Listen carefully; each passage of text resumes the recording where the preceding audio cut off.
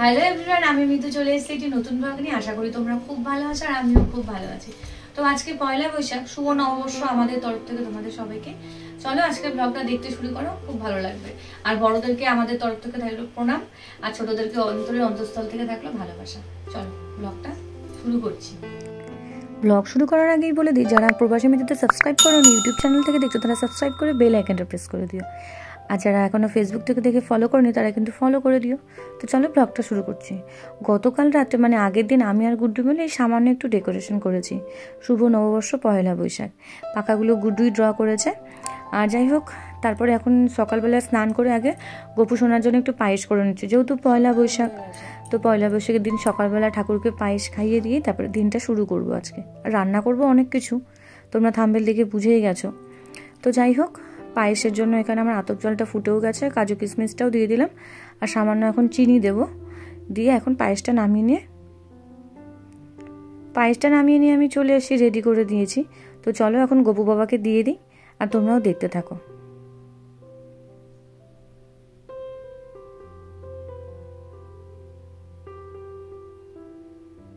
আর একটু রসমালাই আছে এখানে, আর এখানে একটু পায়েস।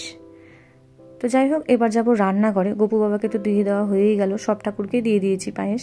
সকালবেলা যেহেতু পয়লা বৈশাখ, তাই ভাবলাম লুচি ঘুগনিটাই শুরু করি, কারণ বাঙালিদের তো লুচি ঘুগনি এসব হয় আর কি। আর করেছিলাম তার সাথে একটু এই যে স্প্রিং রোলটাও এনে রেখেছিলাম, তো সেটাও একটু গরম করে নিলাম, একটু স্যালাড কেটে নিয়েছি। তো আমরা তিনজনে এখন খেয়ে নেব সকালের, এটাই আমাদের পয়লা বৈশাখের খাবার। প্রথমে হাজব্যান্ডকে দিয়ে তারপরে গুড্ডুকে একটু খাইয়ে দেবো। এই যে হাজব্যান্ডকে দিয়ে দিয়েছি, ব্যাস। ওর তো বললো বেশ ভালোই লেগেছে, ঝাল ঝাল হয়েছে ঘুগনিটা। আর ছেলেকে আবার লুচি ঘুগনি হলে আমাকে খাইয়ে দিতে হবে না, এই যে নিজেই খেতে বসে পড়েছে। বলছে মা তুমিও খেয়ে নাও, আর আমি খেয়ে নিচ্ছি। আর ভালো লেগেছে, ওরও ঘুগনিটা বেশ ভালো লেগেছে।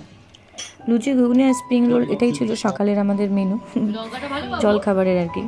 এখন আমিও খেয়ে নিই, ওদেরকে দিয়ে দিয়েছি। এই যে আমার জন্য এখানে বেড়ে নিয়েছি। যাই হোক, কোনো মতো খেয়ে নিলাম।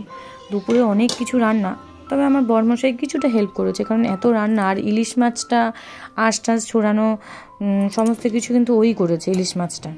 আর ইলিশ মাছের আজকে কলা পাতায় মানে পাতুরি করব, মানে ফার্স্ট টাইম এটা আমার ইংল্যান্ডের বাড়িতে।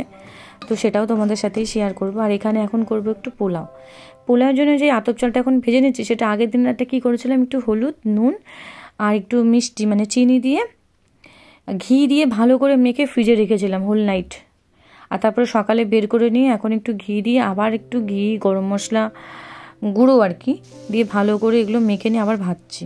ভেজে নিয়ে যখন একটু ভাজা হয়ে গেল, তারপরে একটু এখানে উষ্ণ দুধ মানে হালকা দিয়ে দিলাম, আর একটু পরিমাণ মতো গরম জলও দিয়ে দেবো, উষ্ণ গরম জল আর কি। এই যে এটাও আমি গরম জল করে নিয়েছি একটু। 1 বাটির মতন ছিল পোলাও, মানে ছোট 1 বাটি যেরকম হয়। আর জলটাও ছিল পরিমাণ মতো 1 বাটি আমার। আর সামান্য একটু পরিমাণে দুধ দিয়েছি, আর এখন একটু গরম মশলা দিয়ে দিলাম। মিষ্টি তো থাকবেই, পোলাও মানে একটু মিষ্টি মিষ্টি ভাব। আর ঘি দিয়ে রান্না। আর এই ফ্রিজের থেকে ইলিশ মাছটা এইমাত্র বের করে রাখলাম, এটাই আমি ভুলে গেছিলাম। যাই হোক, এটাকে এখন গরম জল দিয়ে কিছুক্ষণ রেখে দেবো। আর তারপরে এটার আঁশগুলো ছুটতে বেশ টাইম লাগবে। এটা আমার বরমশাই বললাম যে আগে ও করে রেখেছে। আর গুড্ডু আর আমার জন্য হবে পনির আর বেগুনি। আমরা যে আবার ইলিশ মাছ খাই না, তো ইলিশ মাছটা হাজব্যান্ডের জন্য 2টো ভাজা করে দেবো, আর 4টে কি 5টে করে রাখবো, রাত্রে আর দুপুরে ওর হয়ে যাবে আর কি। তো যাই হোক, চলো আস্তে আস্তে রান্না করি আর দেখাই তোমাদেরকেও। কলা পাতাটা তো নিয়ে ভালো করে ধুয়ে নিলাম, ধুয়ে নিয়ে এর মধ্যে সর্ষের তেল ভালো করে মেখে নিয়েছি।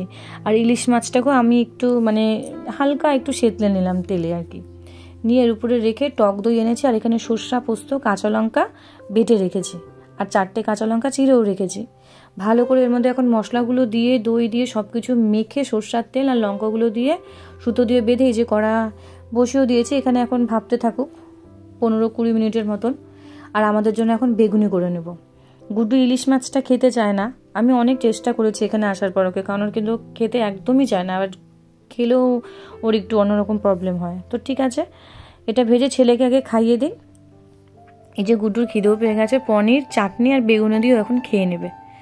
যাই হোক, গুড্ডুকে মানে এখন এত কিছু রান্না একটু দেরিও হয়ে গেছে। হাজব্যান্ডকে একটু পরেই দেবো, যেহেতু মানে ইলিশ মাছটা ভাপাতে বসছি। তো থাক, ছেলেকে আগে খাইয়ে নিই, তারপরে তোমাদের সামনে নিয়ে আসবো কি কি রান্না করেছি আজকে।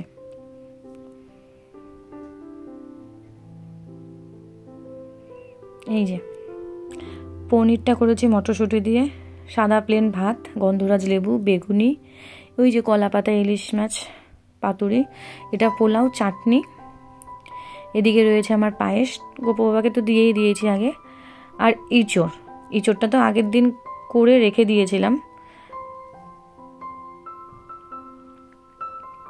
এটা ওই যে ইলিশ পাতুরি আর কি।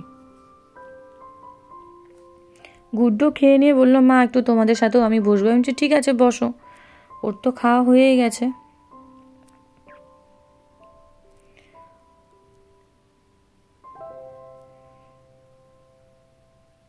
তো চলো হাজব্যান্ডকে এখন দিয়ে দিই।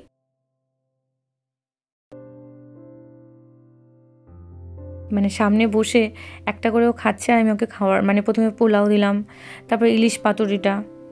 যদি আমি নিজে খাই না কোনো দিনই, আমি আজ পর্যন্ত ইলিশ মাছ, বাবা আমার যখন বিয়ে হয় না, বিয়ের সময় বাবা জোর করে, বিয়ের আগের দিন রাত্রে যে বললো মেয়েকে আজকে একটা ইলিশ মাছ খাওয়াতেই হবে, এভাবে জোর করেছিল, বাট আমি সেটাও খেতে পারিনি। মানে আমি একদমই, মানে আমার জানি না কেন ইলিশ মাছটা আমি খেতেই পারি না, মানে আমার একটু কেমন লাগে জানি গন্ধটা। অনেকের আবার ইলিশ মাছের তেল, ইলিশ মাছ খেতে, আমার হাজব্যান্ডের তো খুব প্রিয় ইলিশ মাছ। যেহেতু পয়লা বৈশাখ ভালো একটা দিন, সেজন্য বলে ইলিশ মাছটা আনো তোমাকে করে দিই, আমার গুড্ডুর জন্য পনির। তো যাই হোক, হাজব্যান্ডকে খাওয়া কমপ্লিট হয়ে গেছে, এখন আমিও খেতে বসে গেছি। আমার প্রচুর খিদে পেয়ে গেছে, মানে সারাদিন রান্নাবাড়ি এই চলছে। খেতে খেতে ব্লগটা শেষ করছি। ভালো লাগলে একটা লাইক করো, কমেন্টে জানিও কেমন হয়েছে। টাটা।